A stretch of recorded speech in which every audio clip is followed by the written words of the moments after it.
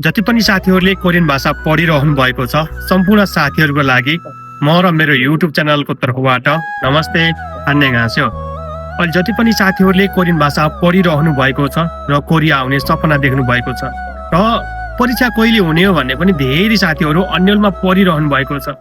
परीक्षा कति गते र कहिले हो भन्ने कुरालाई एकैछिन अलिकति साइडमा राखिदिनुहोस्।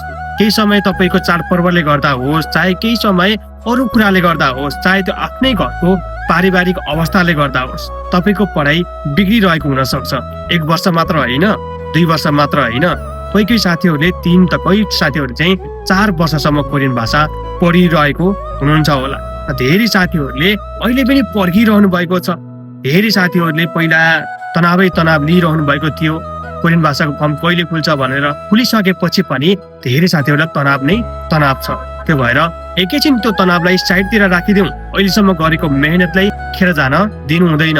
अहिलेसम्म गरेको तपाईँको लगानी खेर जान दिनु हुँदैन।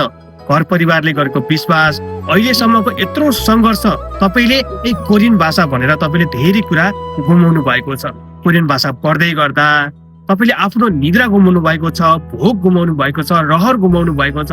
आफ्ना साथीहरू सँगै पढेको साथी कहाँ पुगिसके, आफू सँगै पढेका साथीहरूले के गरिसके, तर तपाईँ अहिले पनि कोरियन भाषा भन्दै लागिरहनु भएको छ।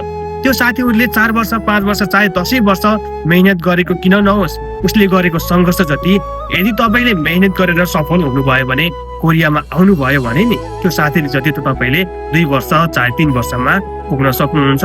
त्यो भएर आफ्नो मेहनतलाई तपाईँले अब रूपान्तरण गर्ने समय आइसकेको छ।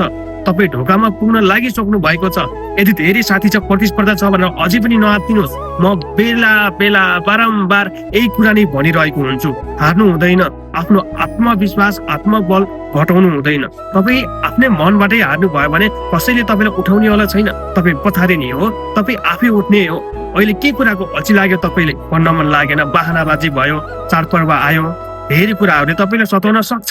तर तपाईँले त्यही बाहनाबाजीले सताउँदै गर्दा तपाईँभन्दा आफ्नै साथी अघि पुगिसकेको आफूले अत्तो थाहा नहुन सक्छ है त। त्यो भएर आफ्नो अल्छीपनालाई साइडमा राखिदिनुहोस्। जति पनि साथीहरूले कसरी पास भइन्छ भनेर सोधिरहनु भएको छ, कति घन्टा पढेर पास भइन्छ भन्ने सोचिरहनु भएको छ भने घन्टासँग तुलना नगर्नुहोस्। केही कुरामा आफ्नो समय 1 सेकेन्ड होस्, चाहे मिनट होस्, चाहे घन्टा होस्, दिनको त कुरा पढै जाओस्। तपाईँले समय बर्बाद नगर्नुहोस्।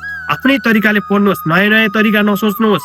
ओहो कसरी पढ्यो भने छिटो हुन्छ भने छिटो नसोच्नुहोस्। तपाईँले यदि छिटो भनेर सोच्नु भयो भने छिटो याद गर्नुहुन्छ, छिट्टै दिमागबाट हराउँछ। मेहनत गर्नुहोस्। आज आउन त के भयो, भोलि आउँछ, भोलि आउन त के भयो, पर्सि आउँछ। तपाईँले सुरुमा मिनिङ रिभिजन गर्नुहोस्, उच्चारणका विधिबाटै पढ्नुहोस्, केही हुँदैन।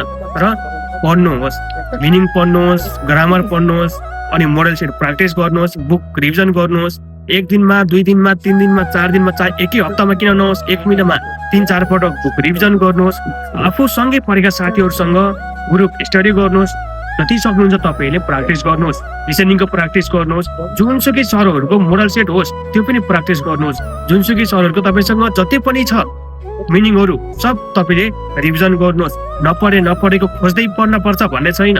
तपाईँ कोरिया आउने सपना हो नि, सपना पुरा गर्नुपर्छ।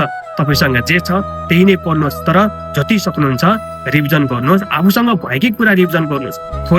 अझै खोज्दै आफ्नै दिमागलाई तपाईँले प्रेसर दिनु आवश्यक छैन है त। जति पनि साथीहरूले कोसिस गरिरहनु भएको छ, कोसिस गर्नुहोस्। बिस्तारै भइहाल्छ नि भन्ने त तपाईँहरूले सुन्नुभएकै छ। अनि तपाईँहरूसँग जति पनि त्यो बुकको लिसनिङहरू छ, चाहे तपाईँले आफै पनि बनाउन सक्नुहुन्छ। मिनिङ पढ्दै गर्दा मिनिङ पढेर पनि तपाईँले लिसनिङ बनाउन सक्नुहुन्छ। जति सक्नुहुन्छ तपाईँको फुर्सदको समयमा कतै जाँदै हुनुहुन्छ भने एयरफोन लगाउनुहोस्, लिसनिङ सुन्नुहोस्। अनि होइन कसरी पास भइन्छ भन्दै धेरै साथीहरूलाई सोध्दै आफै तनावमा पर्दैन, आत्तिनु पर्दैन। तपाईँले मेहनत निरन्तर रूपमा गर्नुभयो भने भाग्य कति बेला कसको चम्किन्छ भन्ने थाहा हुँदैन। यति धेरै साथीहरू छ जो पनि पास हुन सक्छ। तर अहिलेसम्मको यसो हेर्दै गर्दा जसले धेरै मेहनत गरेको छ त्यो त पास हुन्छ नि। कोरियन भाषा पनि त्यस्तै हो। जसले धेरै मेहनत गर्छ त्यो पास हुन्छ।